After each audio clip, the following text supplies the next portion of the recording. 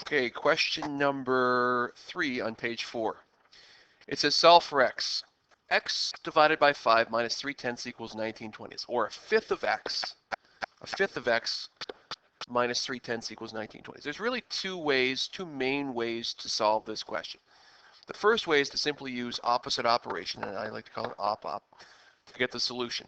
And that means that if, for example, if you had the equation, maybe a slightly simpler one would be x over 2 plus 1 equals 3.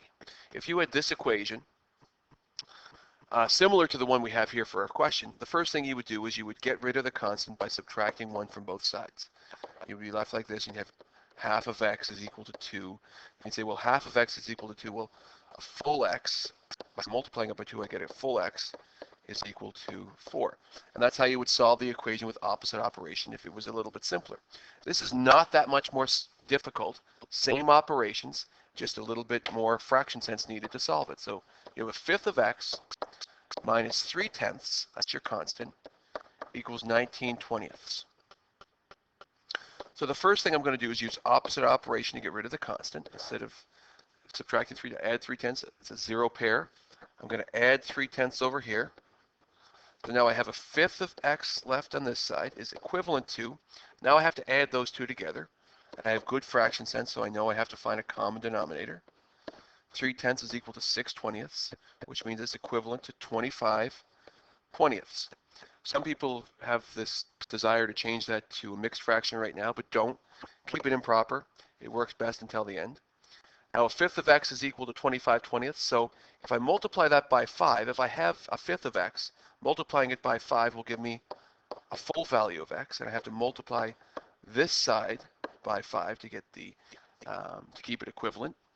If I want, I could just simply multiply 25 by 5 and get 125 over 20, or I can cross reduce right now.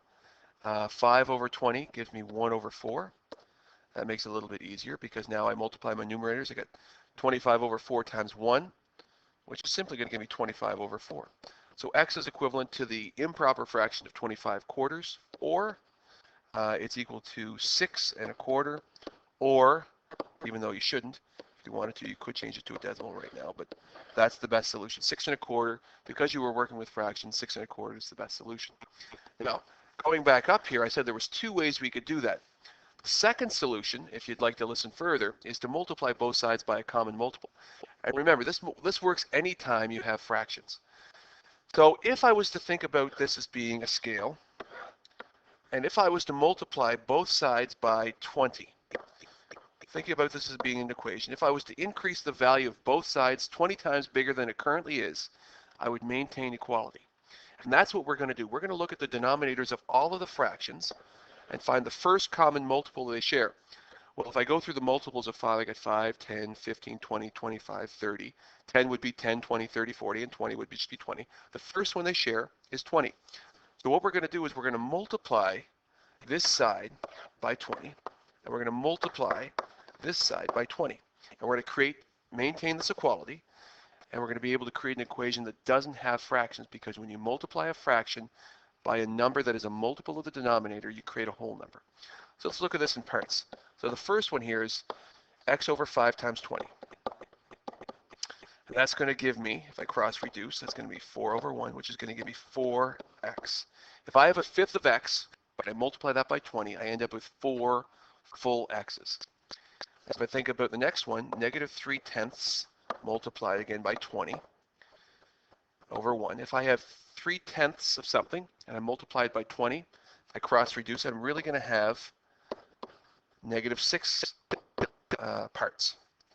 And again, 19/20, I multiply that by 20. I'm just going to cheat and do it up here. I'm going to end up with 19. So when I make this equation 20 times bigger on both sides, it now becomes this much simpler equation that doesn't have any fractions. And this is actually an equation you might see in a grade 7 textbook. You add 6 to both sides to get rid of the constant. You have 4x equals 25. You divide both sides by 4. And you end up with the same answer that we had before. X is equal to 25/4, or 6 1/4.